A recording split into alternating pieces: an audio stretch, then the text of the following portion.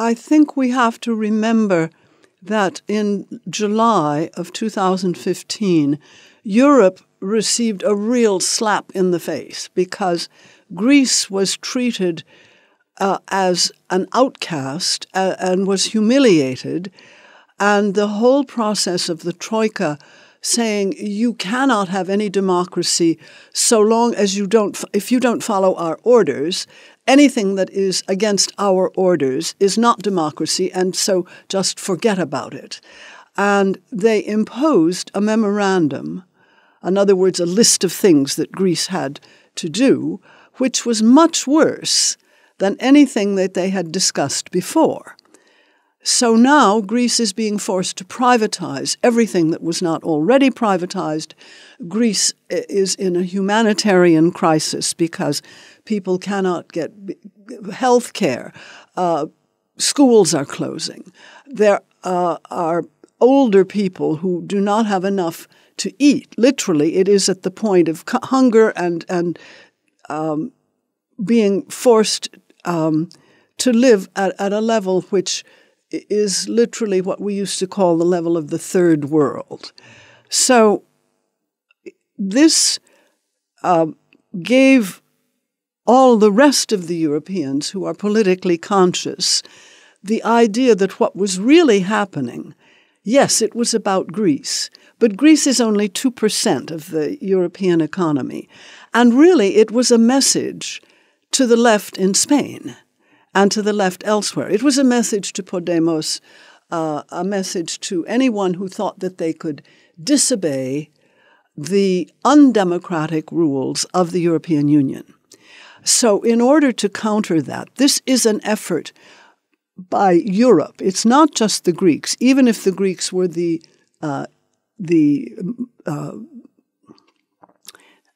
even if the Greeks started the movement, it's not just about Greece.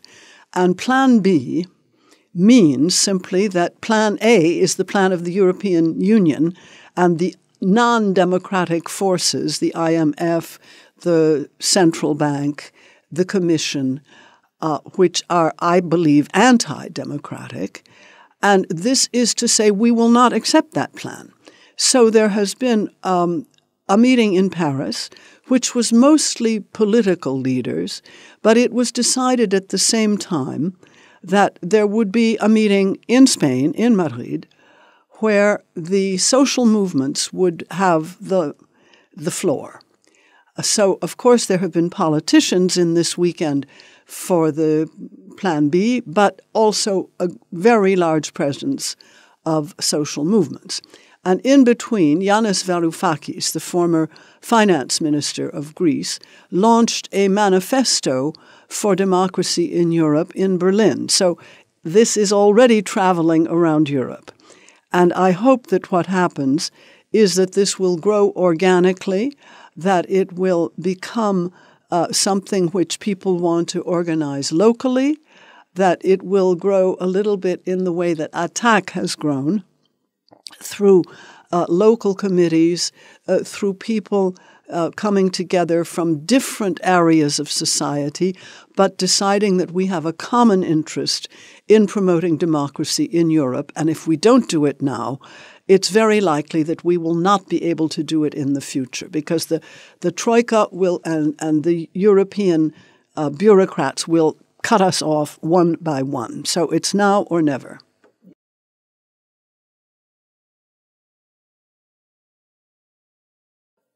I never answer the question, are you optimistic or pessimistic, because I don't know the future. But I do have hope. And I'm old enough now to have seen a lot of things happening over the years in Europe. The first time we ever got even a small movement of Europeans together was at the time of the MAI, the Multilateral Agreement on Investment. And although it began in France, we did have other European participants. We won that in 1998. And then you're right that the most people always look at their national government, what is happening right next door to me. Of course, that's terribly important, and they will continue to look at that.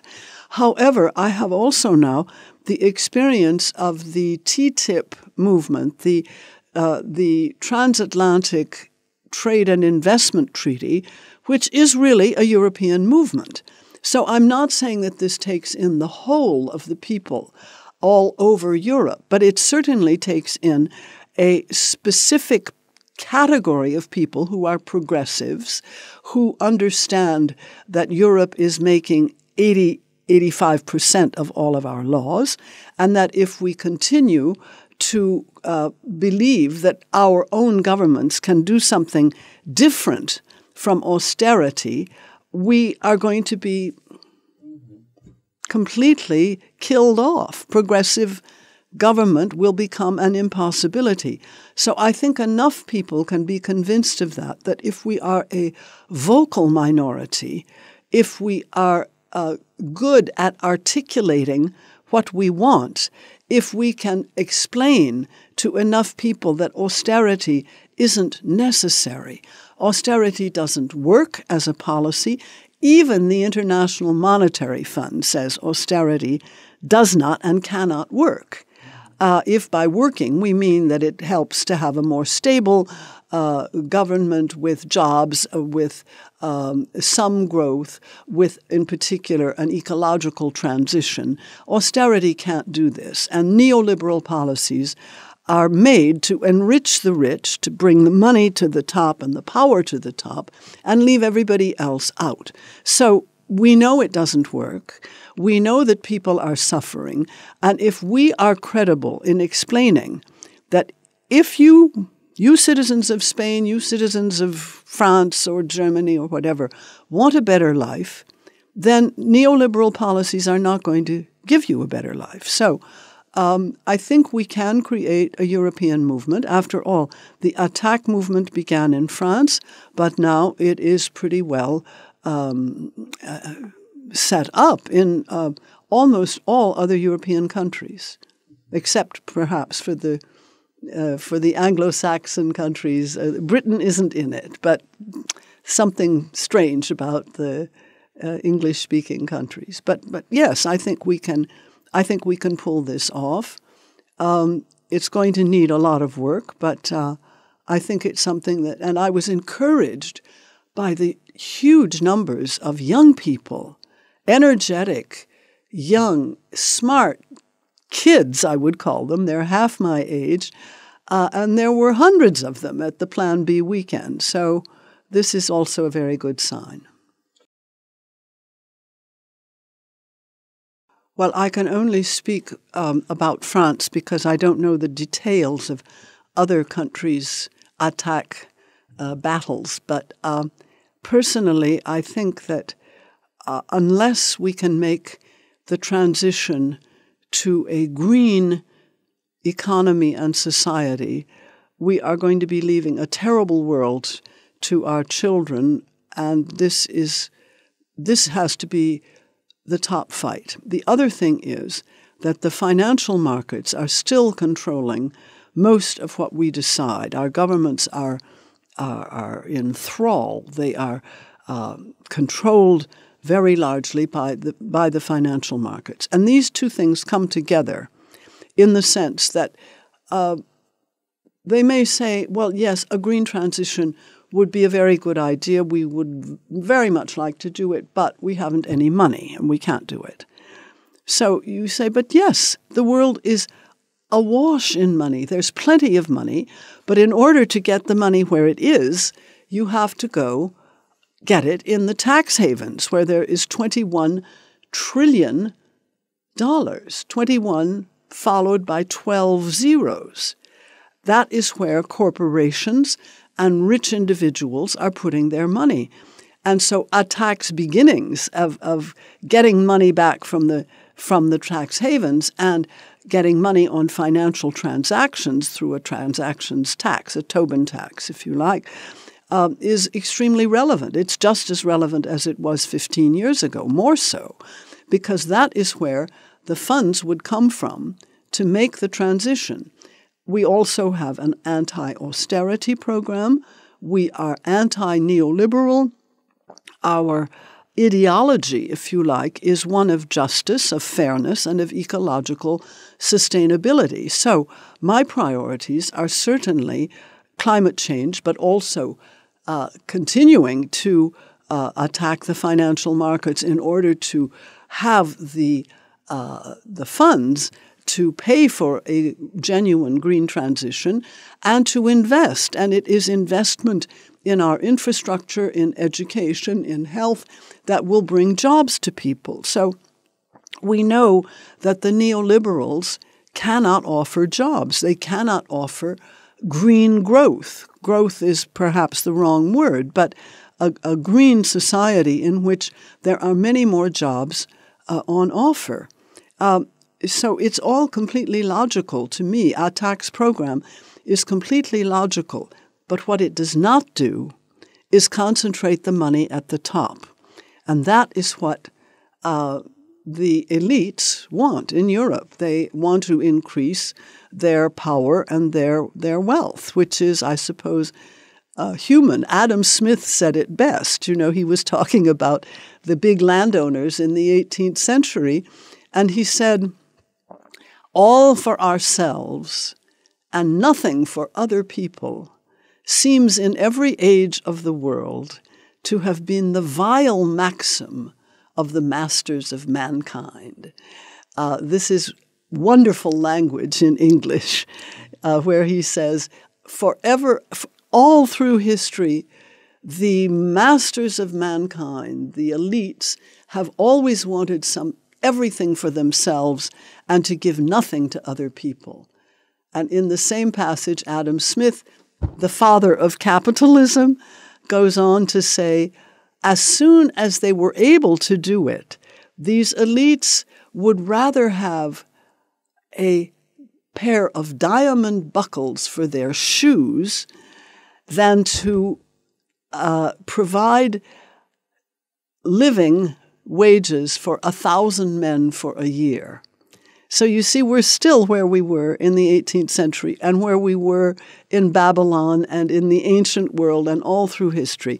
And people have been fighting against that forever. And there has been progress, and we can make more progress. Democracy and justice are not things that you have. They're things that you have to do every day. And that's what we try to do at ATTAC. Well, I think at the very beginning, the idea of the social forum as a space for debate was a good idea. I think now the time for debate is over. We agree. I used to have to, every time I gave a talk 10 years ago, I had to explain each time, what is neoliberalism? Now everybody knows what it is. Everybody knows what the policies are. We don't have to debate it. And I think it's time that we made more cross-border alliances, that we make some formal alliances, that we have working committees that have their centers here or there, or those can move, they can change year by year, but we need better organization.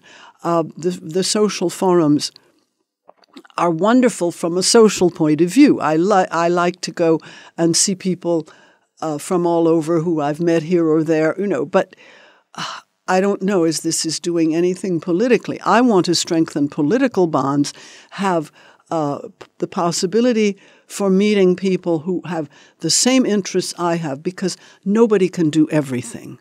We have to choose.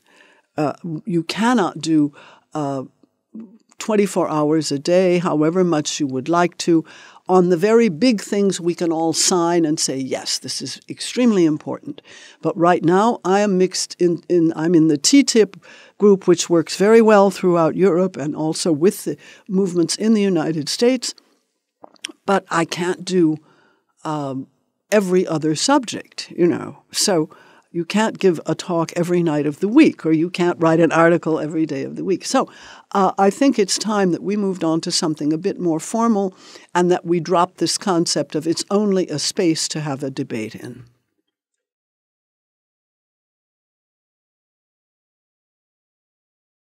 already privatized. Greece is in a humanitarian crisis because people cannot get health care. Schools are closing.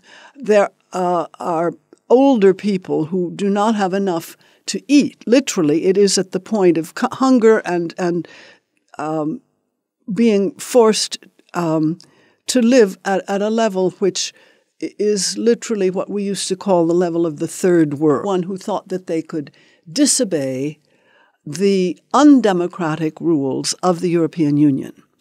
So in order to counter that, this is an effort by Europe. It's not just the Greeks, even if the Greeks were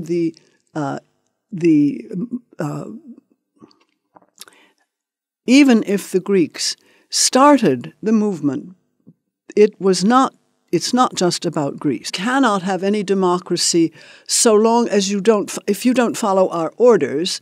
Anything that is against our orders is not democracy, and so just forget about it. And they imposed a memorandum, in other words, a list of things that Greece had to do, which was much worse than anything that they had discussed before. So now Greece is being forced to privatize everything that was not already.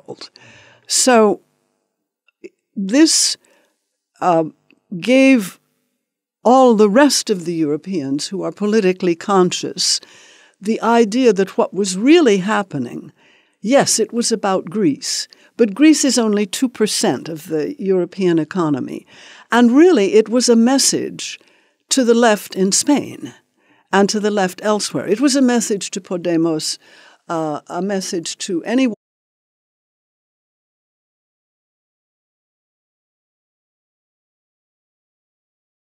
I think we have to remember that in July of 2015, Europe received a real slap in the face because Greece was treated as an outcast and was humiliated. And the whole process of the Troika saying you